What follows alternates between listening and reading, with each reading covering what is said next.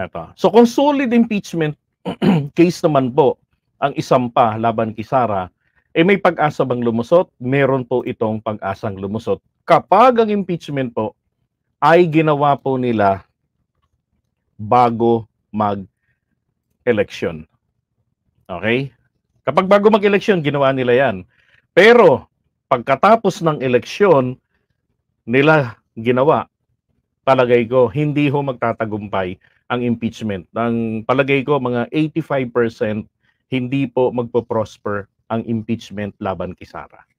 Ano ba kasi magiging epekto nito kapag na-impeach si Sara? Mababawasan yung pag-asa ng mga Duterte na mabalik maagaw ang pwesto, ang poder, at ma-reverse ang mga anti-China actions and policies na nagawa ng Marcos administration. Okay, so buhay na naman ang China. Baka mas maging mabilis pa sa alas 4 na makapagtayo pa sila diyan ng mga artificial island sa gilid na mismo ng 12 nautical miles ng yung boundary ng claim nila na 10 dash line para maharangan talaga tayo, 'di ba? Na hindi na tayo makakatawid doon. Maglalagay na lamang sila diyan ng kumbaga entry point, entry and exit doon din pag mga barko pang kalakalan na makakadaan. Pero kontrolado na nila yung West Philippine Sea. Okay? So yun ang magiging problema natin. Now, sa kasalukuyan, makikita ninyo, ito yung posibleng lineup ng Uniteam 2.0. Okay?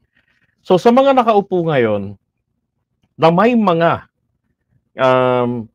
tawag dito, leanings towards the Duterte, katulad nitong mga Cayetano, nitong mga Villar, okay? Nitong si Amy Marcos, and then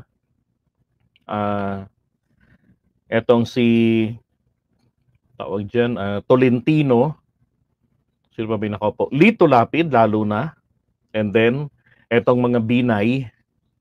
Okay, so yan po yung mga yung mga tawag ito, re-electionista sa 2025 na naghahangad po ng endorsement ni PBBM.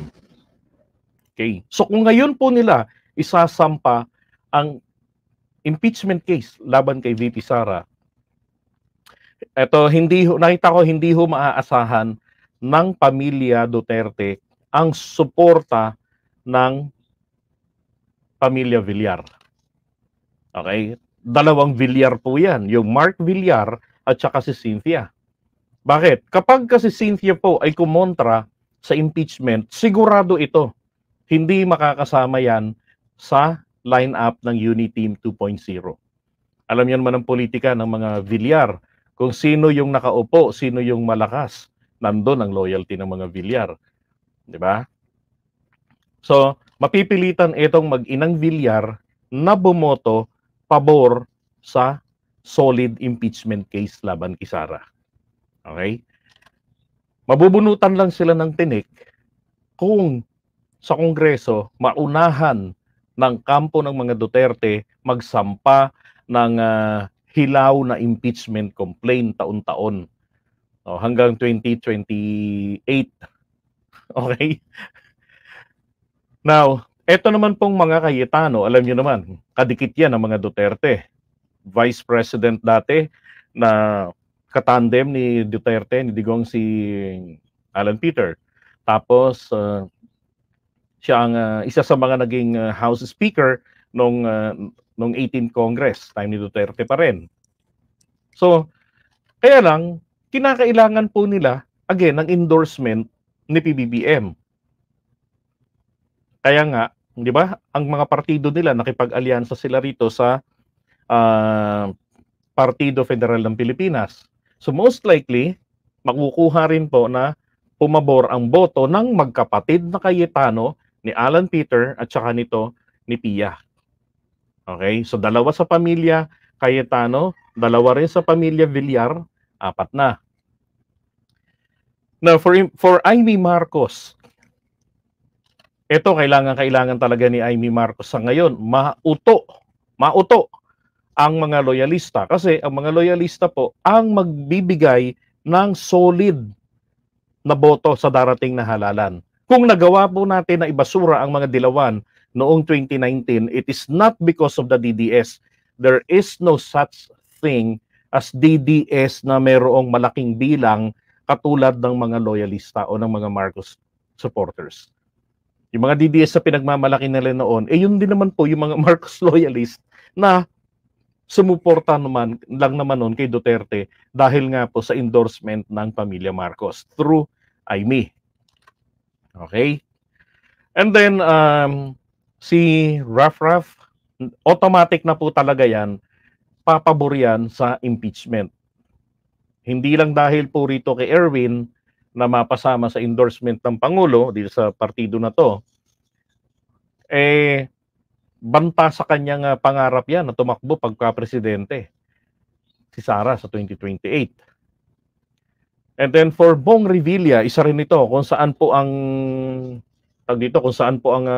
paling ng ihip ng hangin, doon din naman to nakadikit eh. Yan si Bong Revilla. Lahat na yata ng partido pinasok ng mga yan eh. Di ba? So, Aimee Marcos, Bong Revilla, pareho yan. Kay Bong Revilla, hindi maghihirap sa kanya na ilaglag si Sara pagdating sa impeachment court. And then, including Francis Tolentino, mulat sa pool pa lang naman din, hindi mo naman na rin makitaan si Francis Tolentino ng solid na pagsuporta sa mga trip ng mga Duterte. Hindi siya katulad ni Bongo at ni Bato de la Rosa pagdating like sa mga issues na lang ng West Philippine Sea, di ba? At saka hindi po siya talagang original na DDS na diehard. Siya ay galing ng Liberal Party. At ngayon, ang mga dilawan satisfied sila sa galaw ng takbo ng administrasyon ni PBBM. Kasi nga, yung mga pangarap nilang ipaglaban sana ni Duterte noon, ngayon nila nakikita kay PBBM. So doon, malaking ang tsansa na makuha rin na ang pirma nito ni Francis Tolentino. Okay? Now, eto naman pong si Lito Lapid, ganun din yan. Parang si Bong Revilla lang yan eh. Abby Binay, yan yung sinabi ko sa inyo, kailangan din niya ng endorsement. Kahit na itong mga magkakapatid na Binay, nag-aaway-away, ang pinakakaaway lang naman talaga nila ron yung lalaki. Yun lang. So, eto namang si Abby magaling. Etong si Abby. So, kailangan nilang makakuha ng endorsement ng presidente. Yan. Para dito kay Abby. So, isa sa pamilya ng mga Binay, etong pong incumbent natin ngayon. Okay? Ngayon, yung mga nakaupo, yung mga nakapwesto ngayon, ganun din yun ang gagawin ng mga yan. Kaya nga ang tansya ko nga rito sa mga senador natin sa kasalukuyan, papaluho ng at least makakakuha ng 16 votes. Yun lang naman ang kailangan para ma-impeach si Sara. Ang makukuha nila, naglalaro ito sa 20. Alam mo naman yung mga yan. Dahil habang palipas ang panahon, lalo hong nauungkat yung mga kapalpakan ng pamilya Duterte. Okay? At ito ang iniiwasan ng pamilya Duterte na mangyari. Ang masibak sa pwesto si Sara through impeachment. At dyan, hindi po kakayahanin ng isipan ni Sara yan na mag-freak out talaga yan. Isipin mo, pag na-analyze nila, itong sinasabi ko. Kaya palagay ko na-analyze na nila to palagay ko naunahan na ako. So, malamang dalawa ang option nila. Mag-file ng hilaw na impeachment case para maharang ang impeachment case for a year. And then better luck next time, unahan na naman next year. And so on.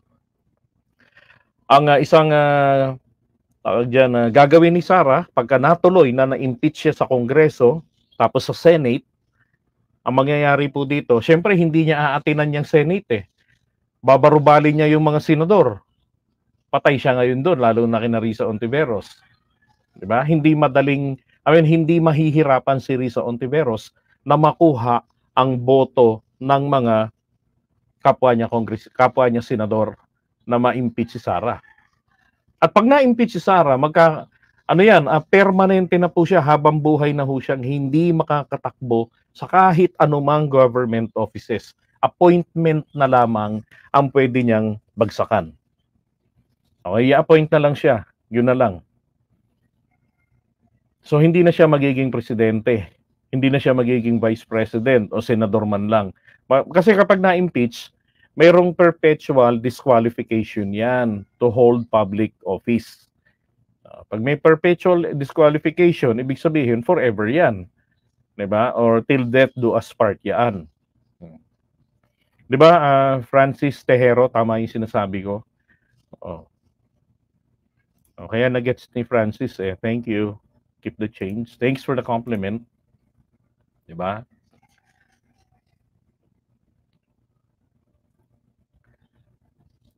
Sabi, sino tong visit na to ha? Paano gago ka kaya naunahan ka, Paul? Thank you. Okay, ngayon naman, paano kapag lumampas po ng 2025 election ang pag-file ng impeachment?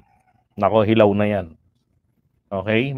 Lalong magi-intensify ang hangarin ng mga ito na mapababa sa pwesto si PBBM. Bakit?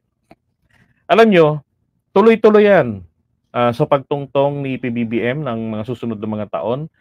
Lalo na kapag nakakuha siya ng ika-4 na taon niya, asahan po ninyo hindi nila hihintayin na maka-6 na taon yan. Bakit? Kasi kung ngayon si PBBM matatanggal nila sa pwesto, okay, kudeta o kung ano pa mang gawin nila dyan, mapag-resign nila o kung paano man, hindi siya nakaabot ng ika-4 na taon niya, pwede po siyang tumakbo uli sa pampanguluhan. Pero pag nakaabot siya ng ika-4 na taon at isang araw man lang bilang presidente ng Pilipinas at nawala siya sa pwesto, hindi na po siya maaaring tumakbo sa pampanguluhan sa mga darating panghalalan. So asahan nyo na hindi po patatahimikin ng mga kalaban ang administrasyong ito. Lahat talaga ng butas. Kahit nga hindi butas, gagawin nilang butas, hahanapan nila ng butas. Para, kahit fake news, para lamang masira ang tiwala ng mamamayan sa presidente. At ito ay mapatanggal nila sa pwesto. Diba? Kasi sa ngayon napaka-imposible na mapatanggal nila si PBBM dahil solid po ang suporta ng mamamayan sa kanya. Maging etong mga dilawan, etong mga pink, satisfied sila. Yung mga vloggers nila, satisfied sila. At ang simpatya nila, nakikita ko, nandito sa ating pamahalaan. Okay? So alam nyo na ha, etong pinag-uusapan natin, kayo ngayon ang tatanungin ko. Sa tingin nyo, hindi kaya mas makatotohanan na magsampa ng hilaw na impeachment case ang kampo ng mga Duterte? I-impeach nila si Sara sa pamamagitan ng hilaw na complaint para pag tinignan na ng komite, hindi papasa. Hindi lulusot sa committee level pa lamang ng Senado, basura na. And then, immune na si Sara for 1 year sa mga kasong impeachment. Okay? So, iwanan muna natin to.